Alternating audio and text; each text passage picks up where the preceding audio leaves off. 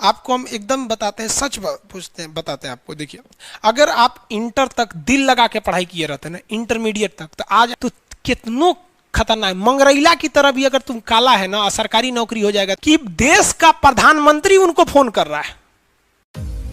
हम आपसे क्या कहते हैं कि जब भी आपको पढ़ाई से मन न लगे ना, एक बार तो अपने माँ बाप की ओर जाके देख लीजिएगा। आपको हम एकदम बताते हैं, सच पूछते हैं, बताते हैं आपको। देखिए, अगर आप इंटर तक दिल लगा के पढ़ाई किए रहते ना, इंटरमीडिएट तक, तो आज आपको हमारे या दुनिया के किसी टीचर की जरूरत नहीं पड़ती। ये जितनी चीजें आपको बताते हैं ये 11th से पहले है। आप विश्वास नहीं होगा, ये चीजें 9th में है। अब आप नहीं पढ़े हैं और अपने आप को आप अगर ये कहते हैं कि हम अगर तैयारी करते हैं और खान सर से पढ़ते हैं या कहीं भी पढ़ते हैं, तो रियल में बताने ना आपको इससे बड़ी शर्म की बात नहीं है। तो अभी भी आप शर्म कीजिए कि आपको जो 9th में पढ़ना है ना वही आप पढ़ रहे हैं। आपको यकीन नहीं होगा तो 9th के किसी लड़के का पॉलिटी का किताब उठा के पढ़ लीजिएगा, 8th 9th में है ये चीज़ें। और इसके बाद भी अगर आपको याद नहीं हो रहा है तो शर्म की बात है भाई। और आपको ये कोई अधिकार नहीं है कि आप कहते हैं कि हम तैयारी करते हैं, ये शर्म की बात है। जल्दी से जल्दी इस विद्यार्थी जीवन को त्याग करके जाइए। और नहीं जाइएगा तो क्या दिक्कत है, आप बेरोजगारों से भी टीचरों का रोजगार चलता है, हकीकत तो यही है। लेकिन अब आप गलती करेंगे तो हम क्या कितना समझा सकते हैं। हमें कोशिश करना चाहिए कि हम अकेले भी खुद बढ़ें और लोगों को भी लेके बढ़ें। इससे क्या होगा, हमारे देश का विकास होगा। अब जैसे मान लीजिए हम हैं, हमारा बैच इतना चलता है, आप लोग फीस देते हैं, तो हम लोग टैक्स भी तो देते हैं सरकार को। कितना टैक्स देते हैं? तो ये हमारा मूल कर्तव्य बनता है कि अगर हम बढ़ेंगे तो देश भी आगे बढ़ेगा। वो आप ही लोग का पैसा आप हमें भेजते हैं ना, उसका 20% 18% चला जाता है जीएसटी के रूप में और 2% चला जाता है बैंक के पास। बैंक जो होता है जो हमको पेमेंट देता है, आप अलग अलग बैंक से देते होंगे, कोई फिक्स बैंक तो नहीं है यहाँ पर।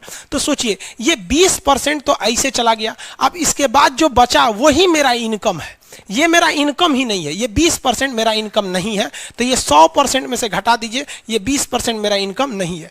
जो बच गया ना, अब उस इनकम का 30% हमें इनकम टैक्स देना है। यानी जितना हम कमाते हैं उसका 50% चला गया मेरे पास से, तो हम सरकार को देते भी तो है। इसी से सरकार हमारी सेना का खर्च उठाती है, लोगों को राशन कार्ड पे, हम अकेले हम नहीं, आप सब टैक्स देते हैं, कुछ कम कुछ ज्यादा। तो देखिए यहाँ पर अगर हमारे पास सपोज 1 करोड़ रुपया आया तो हम 50 लाख तो टैक्स दे देते हैं। 18% जीएसटी, 2% बैंक, 30% इनकम टैक्स। अब ये कोई छुपा हुआ बात तो नहीं है, ये काटे के सरकार हमको देती है वहां पे। तो ये समझ में आ गया आप लोग को। तो यही कह रहा है कि आप अकेले विकास कीजिए या सामूहिक विकास कीजिए, इससे देश को भी फायदा होगा। नहीं करिएगा कोई दिक्कत नहीं।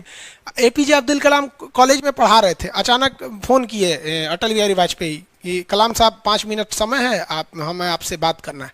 क्योंकि पता था उनको कि ये शिक्षक व्यक्ति हमेशा पढ़ाते रहते हैं, तो कहें कि हम तो क्लास ले रहे हैं, हम आपको 10 मिनट बाद कॉल करेंगे। सोचिए अब्दुल कलाम को कि देश का प्रधानमंत्री उनको फोन कर रहा है और वो कह रहे हैं कि हम 10 मिनट बाद आपके कॉल को रिसीव करेंगे क्योंकि हम अभी पढ़ा रहे हैं आपको। ऐसे ही कोई अब्दुल कलाम की इज्जत नहीं करता है बाबू। तो अब बताइए, और अटल बिहारी वाजपेयी भी देखिए कितने अच्छे थे, लेकिन वो भी बेचारे कितने सम्मानित थे। अटल बिहारी वाजपेयी प्रधानमंत्री होकर अहंकार नहीं किया कि चलो भाई पढ़ा रहे हो। जब वो निकले तो कॉल बैक किए, तो इन्होंने कहा, ये गुस्सा हो जाते हैं कि क्या समझे आपने, बड़ बड़का वैज्ञानिक बन गए, हमारा कॉल को कहते हैं 10 मिनट बात करेंगे। तो बेचारे बहुत श्रद्धा से कहें कि अब्दुल कलाम साहब हम आपको एक बहुत बड़ी जिम्मेदारी देने जा रहे हैं।